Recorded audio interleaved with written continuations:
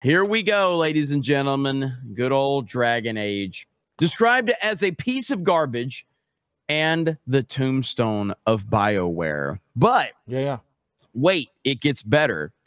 Because Spanish-speaking streamer Natalia says, blasted Dragon Age the Veilguard after obtaining a review copy by allegedly informing the company she was a non-binary person. Are you guys familiar with this particular story right here? So I saw this last night. I saw Grumps posted about it, and I started reading about it a little bit. And yeah, I absolutely love pretending you're non-binary online, and then just being like, oh, get him a copy of the game. Yeah, like, dude, that's so wild. No verification, nothing. You're just like, oh, nobody would lie about being non-binary. Get him a copy. This is our time. Yeah. Oh, it's set such a standard for them. Go ahead, Savvy. Yeah, no, it's like I've been telling people to DEI up their resumes and like just basically lie, because you can't question somebody for self-ID. If you want free shit and if you want to make fun of this game and play it for yourself, literally message them, claim to be your own manager or some shit, and say, hey, I represent so-and-so who's a non-trinary streamer, the first of her kind. You know, would be really great and inclusive of you to support us by giving them a key, blah, blah, blah. Like, just go do it. What are they going to do? At worst, you have a lawsuit on your hands. And at best, you get a free game. Hell yeah, that's great. That's this is wild, man. So it's really backfiring on them. So right here in the initial X post, as translated via Google's auto translate function, she said, guess who got a review code for Dragon Age the Veilguard? BioWare just sold his soul to the BioWare just sold his soul to the devil. I just had to say I was a non-binary woman and they gave it to me. Get ready for the mega review soon tomorrow. So right there it is. Crazy. Good Lord, man. Bro, it's wild, man. I can't believe that they actually just fell for that. Identity politics is the biggest cancer in the world, dude. It really is. And this is kind of ties in real quick, and so because this isn't a full story, but apparently they've been getting critical. BioWare's been kind of getting slammed because they haven't been they've been very selective about who they're giving review copies to. And so gamers are like, hey, kind of feels like you guys are purposely only giving it to fans so that they'll talk good about the game, and are avoiding giving it to people that actually will be critical of the game and talk about the gameplay itself. Because you got to remember, as we've already seen, some of the main praise of this game is how inclusive the character creator is. It's not the gameplay. It's not how good the story is, any of that. It's, oh my God, it's some, like, you know, 250-pound they them with 3 penises going, oh my God, I feel so represented because I can put chest scars on my character, and not talking about how good the game is. I even had a guy yell at me and get pissed off at me on Twitter about this, and then I looked at his review of the game, and all he talked about was the character creator and how good it was, and how it's finally nice to see real representation in a character creator. How is that real representation? I want them to explain that to me, because you can't even make the ass bigger than my ass, and I'm 105 pounds wet. Yeah. That's not inclusion. That is the opposite of inclusion. Every single race cannot have a butt bigger than mine. And the average American woman is 175 pounds at 5'4", which is incidentally the size of a Blastoise. So Blastoise cannot feel represented visually. The chest scars are great, but that's going to remind the person that, wow, I guess I should have the fat sucked out of me so that way I can look like my stupid character. Like, come on. I know. It's absolutely insane. And it says that on a side note, that streamer that said they were non-binary says comes in the wake of YouTuber Wolfheart FPS sharing that creators who were negative about the game during an initial playtest were not given review codes for the full game.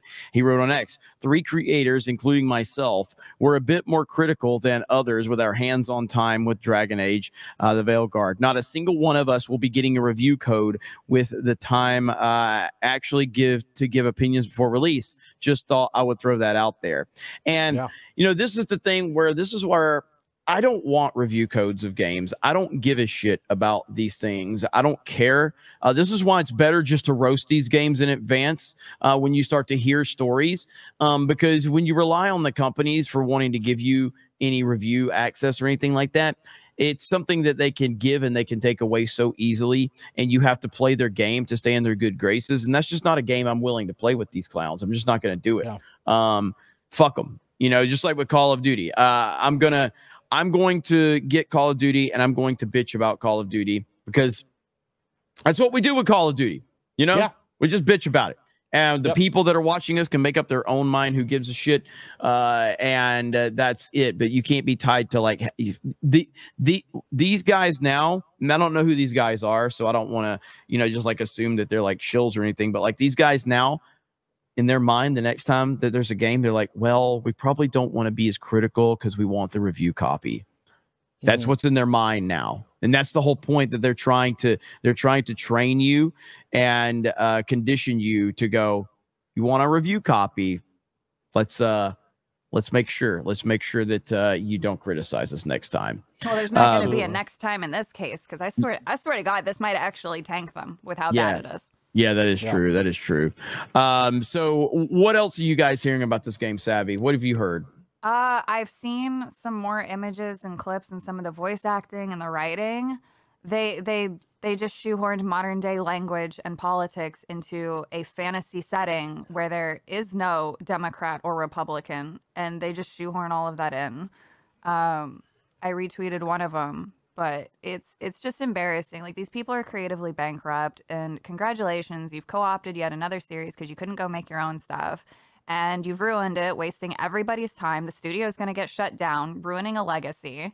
And you have no one to blame but yourself, but you'll end up crying about it being, you know, oh, these racist gamers just want games to fail. No, why would a gamer want any game to fail? We don't want that at all. You do, because you keep doing it. All you have to do, you could have just said, human, you are sexy, would like to mate with you. You could have bad writing like that, and people would be happy. But that's actually very true. Yeah, you had to go, oh, wow, you come from a multicultural background. It's like you're a little bit of everything. How wonderful and inclusive is that? Oh, you don't feel comfortable being man or woman? It's okay to be something. Shut the fuck up, all right? Take the cactus that's on your goddamn desk and shove it up your fucking anus and just fuck off. Let's go! Yeah. Savvy rant. I know that there's some bitch sideways. Stick it straight up your candy ass. The thing that I think is a bigger insult is this chick played it. Other people have played it. I've been looking at different people talking about it, and apparently the gameplay is really buggy and is completely not optimized. One person said it doesn't even run consistently at 30 frames per second. And they said that you can actually tell that the NPCs are using AI dialogue. And my thing is this, you know, if you want to push all this representation and all this diversity, and you want people to fucking accept it, and you want people to be cool with it, then release a fucking a working game that doesn't have a bunch of broken shit, that doesn't have a day one fix patch to make it actually fucking run normally. These guys aren't even releasing fully finished games. They're releasing buggy, broken messes, and then yelling at you about, well, the representation is here and that's why you don't like it. And it's like, if you really want to make it work, do what fucking Larian Studios did. You release Baldur's Gate. The game is mostly finished. It's playable. It's not a complete buggy mess. And you have bear sex in it if you really want. You know, like, that's the thing. As much as you could criticize it for having bear sex and LGBTQ characters, the gameplay is solid. The combat is really tight, and everything works like it's supposed to. The fact that this game is already this fucking broken on day before it's even released, I think is very, very fucking telling. And everybody says the combat, which was always a concern because the combat's overly simplified. They said the combat's very boring and monotonous, and they tried to tell you, we promise it'll get better as the game goes on, but it shouldn't be boring and monotonous at the beginning and then promise you that later it's going to get fun. That's not how games are supposed to work. I know there's a lot more nuance to it, but it's pretty easy that when you have a game and the focus of that game is identity politics, everything else is going to suffer because of it.